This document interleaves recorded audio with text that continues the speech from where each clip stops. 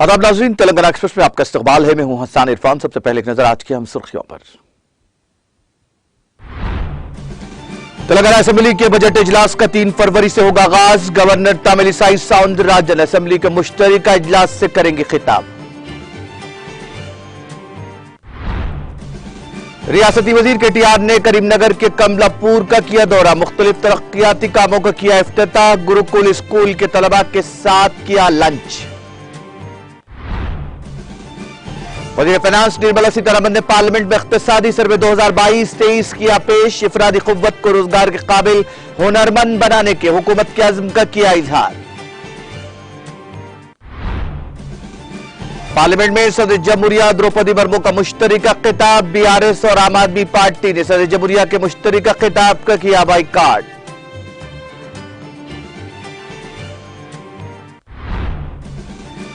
हैदराबाद में एक मरतबा फिर आईटी के धावे। वसुधा ग्रुप के मुख्तलिफ मुकामात पर किए गए धावे।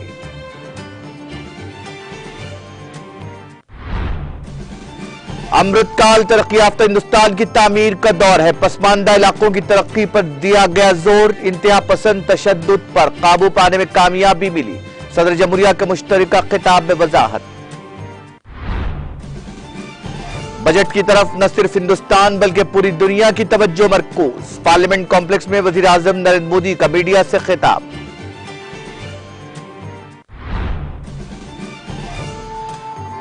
अमेरिकी सदर बाइडेन ने यूक्रेन को लड़ाका तैयारा देने से किया इनकार। यूक्रेन के सदर की जानिब से इमदाद तलब करने पर बाइडेन का जवाब।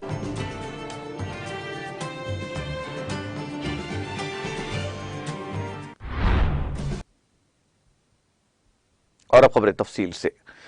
तेलंगाना की हुकूमत जमात बीआरएस ने पार्लियामेंट के दोनों ऐवानों से सदर जमहूरिया द्रौपदी मुर्मू के मुश्तरका खिताब का बाइकाट किया। इतवार को पार्टी के पार्लिमानी इजलास के मौके पर वजीर आला व सदर बीआरएस के चंद्रशेखर राव ने अपनी पार्टी के एमपीज को हिदायत दी थी कि वो मरकज के बजट इजलास के दौरान अवामी मसाइल पर आवाज बुलंद करें ताकि मरकजी हुकूमत की मुखालिफ अवाम पॉलिसियों को रोका जा सके। बीआरएस के रुकन पार्लियामेंट के केशवर राव ने वाजे किया कि उनकी पार्टी सदर जमहूरिया के खिलाफ नहीं है। उन्होंने वाजे किया कि जमहूरी तरीकेकार में मरकज की एनडीए हुकूमत की नाकामियों को उजागर करने के लिए ही सदर जमहूरिया के खुतबे का बाइकाट किया गया है। उन्होंने कहा कि कुल जमाती इजलास में भी पार्टी ने अपने मौक़िफ़ की वजाहत की थी।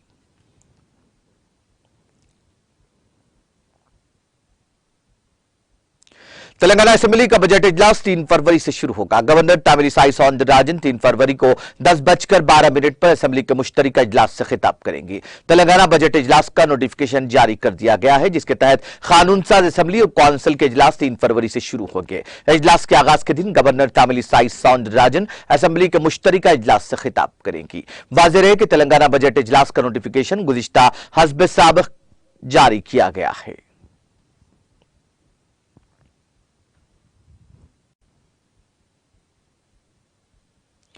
कारगुजार सदर बीआरएस और रियासती वजीर आईटी और सनत के तारक ज़मा राव ने करीमनगर जिले के हुजूराबाद हल्के असेंबली के कमलापुर मंडल हेडक्वार्टर का दौरा किया। इस दौरान रियासती वजीर केटी रामाराव ने Mahatma Jyotiba Phule Telangana BC welfare boys and girls Gurukul school building complex, government junior college building और कस्तूरबा गांधी गर्ल्स स्कूल का इफ्तिताह किया। इस मौके पर रियासती वुज़रा गंगुला कमलाकर, ईदयाकर राव, वेमुला प्रशांत रेड्डी के अलावा मुकामी अरकान असेंबली, अरकान कानून साज काउंसिल और बीआरएस कायदीन ने शिरकत की। इस मौके पर रियासती वजीर केटीआर ने BC welfare boys and girls Gurukul schools के तलबा के साथ लंच किया और केटीआर ने तलबा से तबादले ख्याल भी किया।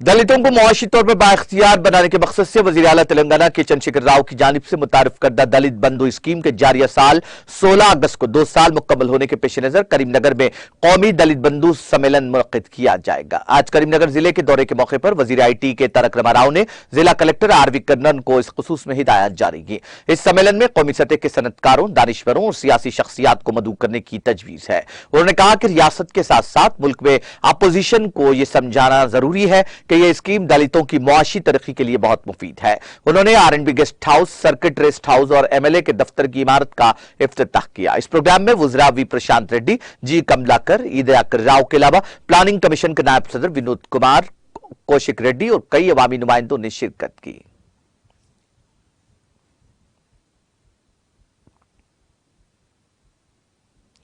वज़ीर-ए-ज़राअत निरंजन रेड्डी ने कहा कि तुवर की दाल को बैनुल-अक़वामी शनाख्त हासिल होने से तेलंगाना के वक़ार में मजीद इजाफा हुआ है।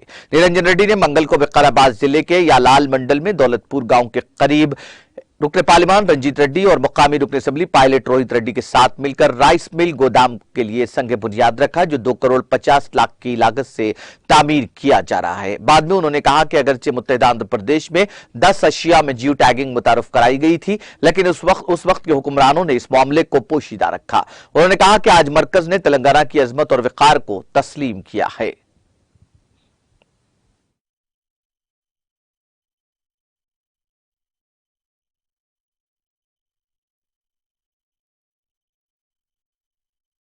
నుంచి వస్తుంది, నువ్వుల నుంచి వస్తుంది, ఆవాల నుంచి వస్తుంది, వేరుశనగ నుంచి వస్తుంది, సోయా నుంచి వస్తుంది, ఆయిల్ పామ్ నుంచి వస్తుంది. ఆయిల్ పామ్ నూనె వీటన్నిటితో పోల్చినప్పుడు తక్కువ ధరకు వస్తుంది. కాబట్టి భారతదేశం కూడా ఏం చేస్తుంది, తక్కువ ధరకు విదేశాల నుంచి కొన్ని ఈ దేశంలో ప్రజా పంపిణీ వ్యవస్థ ద్వారా కానీ ఇతరత్ర డీలర్షిప్స్ ద్వారా కానీ నూనె పంపిణీ చేస్తా ఉంది. కానీ నిజమైనటువంటి శ్రేష్టమైనటువంటి నూనెలు ఇప్పుడు నేను లోపలికి వస్తుంటే ఇవాళ కనిపిస్తుంది, ఇక్కడే మన కళ్ళకు కనిపిస్తుంది కుసుమ. నా చిన్నతనంలో, మా బాల్యంలో, మా వ్యవసాయ భూమిలో అన్ని పంటలతో పాటు కుసుమ వేసేది. మా పిల్లలకు చిన్నప్పుడు స్కూల్ పిల్లలకి కూడా మాకు తెలియక, అవగాహన లేక, ఏ కుసుమ ఇదంతా ముండు ఉంటుంది, దాంట్లో పోతే ముట్టుకుంటే ముండు ఉంటుంది, ఏం చేసినా ముండు ఉంటుంది అని ఇష్టపడేవాళ్ళం కాదు. కుసుమ వేసేది ఆ రోజు 50 ఏళ్ల క్రితం మాట నేను చెప్పేది. కుసుమలు వేసేది రైతులు, మేము రెగ్యులర్గా వేసేది. మా ఇంట్లో మా నాయన రెగ్యులర్గా కుసుమలు వేసేది. ఇప్పుడు కుసుమ కరువైపోయింది. అన్ని నూనెల కంటే కుసుమ నూనె శ్రేష్టం అని చెప్పి ప్రపంచంలో రుజువైంది.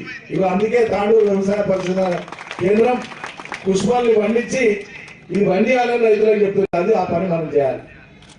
కొత్త తరం పిల్లలు ఉద్యోగం అంటే వాళ్ళ శక్తిని బట్టి, వాళ్ళ నైపుణ్యాన్ని బట్టి, వాళ్ళ దక్షతను బట్టి ఏవైనా సంపాదించుకోవచ్చు, తప్పేం లేదు.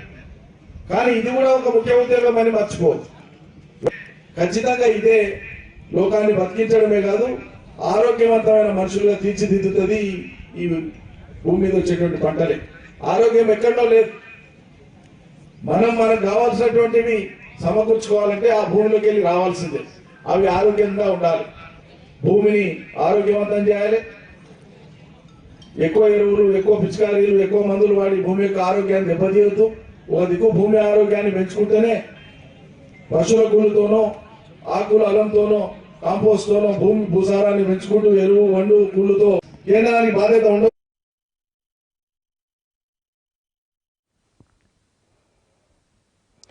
हज कमेटी के चेयरमैन मोहम्मद सलीम ने हज कमेटी के अरकान के साथ एक जायजा इजलास मुनक्किद किया और जहीराबाद में मिनी हज हाउस के लिए 1 करोड़ की रकम की मंजूरी दी। मीडिया से बात करते हुए हज कमेटी के चेयरमैन मोहम्मद सलीम ने कहा कि अगले महीने की 15 तारीख के बाद ऑनलाइन दरखास्त फॉर्म शुरू किए जाएंगे। उन्होंने कहा कि इस साल आजमीन हज के लिए कोटे में 5000 से ज्यादा का इजाफा किया जाएगा। इस मौके पर रुकन असेंबली जाफर हुसैन मिराज, रुकन कानून साज काउंसिल फारूक हुसैन, एमएलसी वक्फ बोर्ड चेयरमैन मोहम्मद मसीउल्लाह खान, सैयद अहमद हुसैन करीमनगर और दीगर मौजूद थे।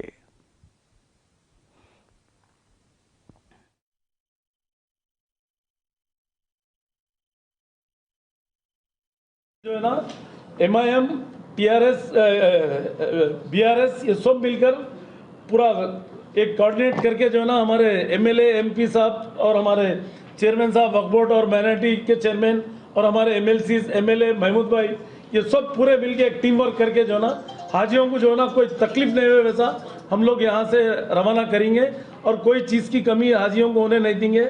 अभी एक तजवीज़ भी आई कि यहाँ पर जो डेलीगेशन जो आते छोड़ने के लिए हाजियों को, तो इंशाल्लाह ताला उन लोगों को भी जो है ना या तो रेड रोज में रखने की बात करेंगे। रेड रोज हमारे हमीद भाई से बात करके उनका भी दिल बड़ा है, उन्होंने भी कोई कमी नहीं करते। वहाँ पर जो है ना हो सकता खाने का भी इंतजाम, जो लोग आएंगे वहाँ से उनका भी जो है ना कुछ कर सकते हैं तो हम लोग वो भी करेंगे।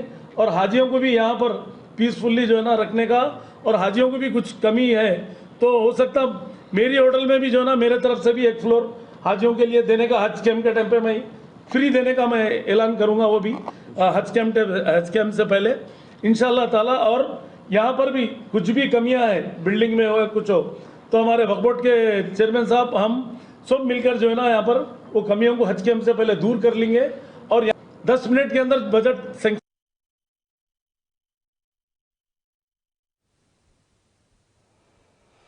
शहर हैदराबाद में एक मरतबा फिर आईटी के अहदेदारों ने धावे किए। आज सुबह आईटी के अहदेदारों ने वसुधा फार्मा केमिकल लिमिटेड कंपनी की तलाशी ली। वसुधा ग्रुप के सीईओ, डायरेक्टर्स और मैनेजिंग डायरेक्टर्स के मकानात पर भी धावे किए गए। 30 अहदेदारों पर मुश्तमिल आईटी अहदेदारों की टीमों ने अचानक एक साथ ये धावे शहर के सादनगर में वाक़ कंपनी के सदर दफ्तर के साथ साथ माधवपुर और जेडी मेटला में कंपनी के दफातर पर किए। आईटी के अहदेदारों की जानिब से आंध्र प्रदेश के गुंटूर, नरसापुर, राजा महेंद्रवरम और दीगर इलाकों में भी आईटी के धावों की इत्तला है। वसुधा कंपनी मुख्तलिफ किस्म की दवाएं तैयार करती है। इस कंपनी में 113 साइंसदान काम करते हैं। यह कंपनी 1994 में कायम की गई थी। आईपीएस ऑफिसर डॉक्टर संग्राम सिंह जी पाटिल ने मंगल को Telangana state road transport corporation के विजिलेंस शोबे के एसपी के तौर पर हैदराबाद बस भवन में अपने चैम्बर में ओहदे का जायजा हासिल कर लिया। संग्राम सिंह जी पाटिल को हाल ही में टीएसआरटीसी विजिलेंस एसपी के तौर पर मुकर्रर किया गया, जो मुल्क के जिला एसपी की हैसियत से अपनी खिदमत अंजाम दे रहे थे। ओहदा संभालने के बाद संग्राम सिंह जी पाटिल ने टीएसआरटीसी के मैनेजिंग डायरेक्टर वीसी सज्जनार से मुलाकात करके इजहार तशक्कुर किया। वीसी सज्जनार ने इस मौके पर संग्राम सिंह जी पाटिल को मुबारकबाद दी। एमडी वीसी सज्जनार ने टीएसआरटीसी की तरक्की के लिए एक अच्छे आईपीएस ऑफिसर का तकर्रुर करने पर तेलंगाना हुकूमत का शुक्रिया अदा किया। वीसी सज्जनार ने कहा कि संग्राम सिंह जो खुद एक डॉक्टर है, जिनकी खिदमात को तारनाका अस्पताल में अमले की सहूलियात और बहबूद को मजीद बेहतर बनाने के लिए इस्तेमाल किया जाएगा। उन्होंने याद दिलाया कि पुलिसिंग की तरह आरटीसी भी एक अवामी खिदमत है। वीसी सज्जनार ने कहा कि संग्राम सिंह जी पाटिल जिस वक्त मुल्क भूपालपल्ली के जिला एसपी थे, कबायलियों के लिए जो तिब्बी खिदमात अंजाम दी वो काबिल सताइश है। उन्होंने याद दिलाया कि टीएसआरटीसी ने मेडारम यात्रा के दौरान महकमा पुलिस के साथ मुकम्मल ताउन किया और इसी की वजह से सबसे बड़ा कबायली मेला कामयाबी के साथ मुनक्किद हुआ। इस मौके पर संग्राम सिंह जी पाटिल ने उन्हें टीएसआरटीसी विजिलेंस एसपी के तौर पर मुकर्रर किए जाने पर हुकूमत से इजहार तशक्कुर किया। उन्होंने कहा कि कॉरपोरेशन की तरक्की के लिए हर मुमकिन कोशिश करेंगे। आरटीसी के अहदेदारों ने उन्हें ओहदा संभालने पर मुबारकबाद दी।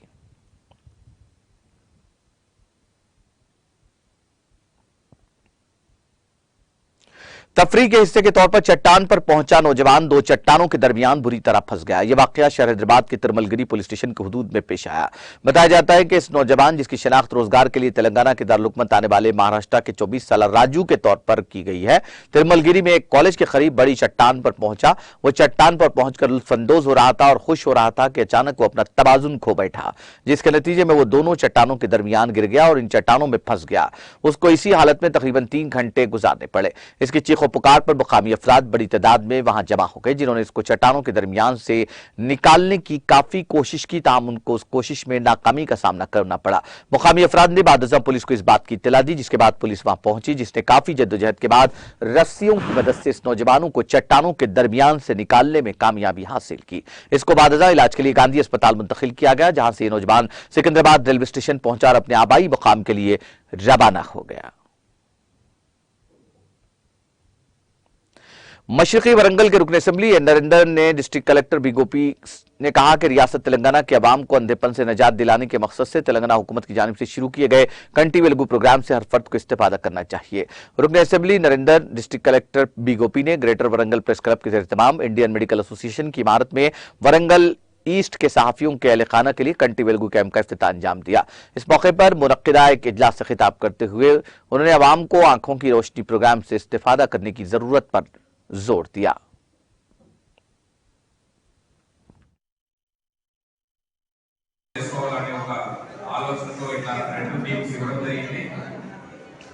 మన గౌరవనీయులు చీఫ్ సెక్రటరీ గారు రీసెంట్ గా జరిగిన వీడియో కాన్ఫరెన్స్ లో జిల్లాలో స్పెషల్ గా ఎక్కడెక్కడ మనకి క్యాంప్స్ కావాలో అక్కడ కూడా మీరు ఈ కార్యక్రమాలు నిర్వహించండి అని ఆదేశాలు ఇవ్వడం జరిగింది। ఆ ఆదేశాల మేరకు మనం ఇనిషియల్ గా ఒక క్యాంప్ కలెక్టరేట్ లో, తర్వాత ఇంకొక క్యాంప్ ఎరుమామ మార్కెట్ లో వెంటనే ప్రారంభం చేసుకోవాలని మనం అన్ని కూడా ఏర్పాటు చేస్తున్నాము। ఈ మధ్యన మన గౌరవ అధ్యక్ష గారు వచ్చి మా జర్నలిస్ట్ ఫ్యామిలీస్ కి ప్రత్యేకంగా మాకు ఒక క్యాంప్ కావాలని అలానే టీఎంఎస్ గారు సపోర్ట్ తో ఈ రోజు మనం మా జర్నలిస్ట్ ఫ్యామిలీస్ కి ప్రత్యేకంగా మాకు ఒక క్యాంప్ కావాలని నియోజకవర్గ సపోర్ట్తో ఈరోజు మనం ఐఎంఏ హాల్లో ఈ కార్యక్రమం నిర్వహిస్తున్నాము. ఖచ్చితంగా జర్నలిస్ట్ వాళ్ళ ఒక వర్క్ మనకి తెలుసు, అంటే వాళ్ళకి ఒక టైమింగ్ ఉండదు, వాళ్ళ పొద్దున నైట్ చదువుతూ ఉంటారు, వాళ్ళ ఫ్యామిలీ మెంబర్స్ ఇట్లాంటి కార్యక్రమం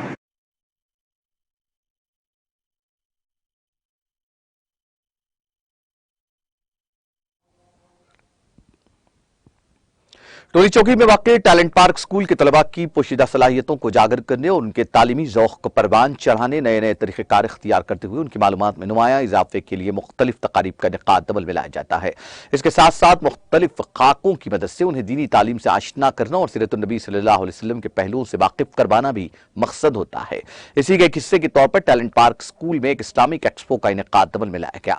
इस एक्सपो में तलबा और तालिबात ने इस्लामी मालूमात पर मबनी मुख्तलिफ नमूने पेश किए। जमात अव्वल के मासूम तलबा और तालिबात से लेकर दोहम जमात के तलबा और तालिबात ने बेहतरीन अंदाज में प्रोजेक्ट्स बनाते हुए एक्सपो में शिरकत करने वालों को इससे मुकम्मल वक्तियत फराहम की और उन्हें बेइंतहा मुतासिर किया। कम से कम तलबा ने दुआओं और अस्कार के मुख्तलिफ प्रोजेक्ट्स बनाए, जिसमें काबिल जिक्र नींद से बेदार होने, खाने से फारिग होने, मुश्किल वक्त और बारिश के दौरान के अलावा आईना देखते वक्त और घर में दाखिल होने पर मांगी जाने वाली दुआओं के बेहतरीन अंदाज में नमूने पेश किए। इसके अलावा आला जमात के तलबा और तालिबात ने नमाज का तरीका, रोजे की फजीलत, ज़कात की अदायगी, हज के अरकान, मौसीकी की लानत, क़यामत और पुलसिरात का मंजर, शराब की क़बासत, हुर्मत आदम और साले के वाक़यात पर मुश्तमिल प्रोजेक्ट्स बनाए और अच्छे अंदाज में तफसीली वाक़यात बयान किए। मज़कूरा तकरीब में शिरकत करदा अफराद ने director talent park school Syed Jamaluddin Qadri को इस्लामिक एक्सपो मुनक़्क़िद करने पर मुबारकबाद पेश की और कहा कि अंग्रेजी तालीम के अलावा इस तरह के दीनी प्रोग्राम मुनक़्क़िद करना वाकई काबिल तारीफ है। उन्होंने मजीद कहा कि स्कूली तलबा ने इस प्रोग्राम को कामयाब बनाने में कड़ी मेहनत की है। बाज़ अफराद ने कहा कि इस तकरीब में शिरकत करने से उनकी इस्लामी मालूमात में इजाफा हुआ है और यह बहुत अच्छी बात है कि मासूम बच्चों के इन प्रोजेक्ट्स के जरिए मज़कूरा एक्सपो में शिरकत करने वालों को कुछ दीनी मालूमात हासिल हुई। उन्होंने मजीद कहा कि स्कूलों में रोजाना की तालीम के अलावा जायद निसाबी सरगर्मियों में गेम्स, स्पोर्ट्स और मुख्तलिफ लिटरेरी मुकाबले का इनेकाद आम बात है। इसके अलावा तालीमी साल के अख्तिताम पर सालाना जलसा या कोई इवेंट मुनक़्क़िद किया जाता है, जिसमें तलबा की तकारीर, ड्रामे वगैरह हुआ करते हैं। लेकिन आज इस्लामी मालूमात को आम करने के लिए जिस अंदाज में एक्सपो का एहतमाम किया गया वो वाकई एक बेहतरीन कोशिश और लायक तहसीन इक़दाम है। न्यू लाइफ फाउंडेशन एक रज़ाकाराना तंजीम है जो गरीब अफराद की फलाह बहबूद के इक़दाम करती है। इस सिलसिले की कड़ी के तौर पर बोडुपल के 13वें डिवीजन में कॉर्पोरेटर डी अनीता यादगिरी के हाथों 350 गरीब बच्चों में टी शर्ट्स और बिस्किट के पैकेट्स तकसीम किए गए। न्यू लाइफ फाउंडेशन के बानी और दलित सेना तेलंगाना स्टेट के सदर एम डोनाल्ड डरमेट और उनके वालिद एम रत्नम डैनियल अपने अरकान खानदान के साथ रियासत के तमाम अजला में खुराक के एहतियात, जरूरी अशिया, तिब्बी खिदमात, मौसम सरमा के लिए कंबल और मवेशियों और परिंदों को खुराक फराहम करने जैसे फलाही प्रोग्रामों का इनेकाद कर रहे हैं। अब तक ये तमाम प्रोग्राम तमाम मुंतज़मीन अपने पैसों से कर रहे हैं। कोई भी अतिया दहिंदगान जो अपनी तंजीम की मदद करना चाहते हैं वो न्यू लाइफ फाउंडेशन तंजीम से व्हाट्सएप 805209704491 के जरिए राब्ता कर सकते हैं।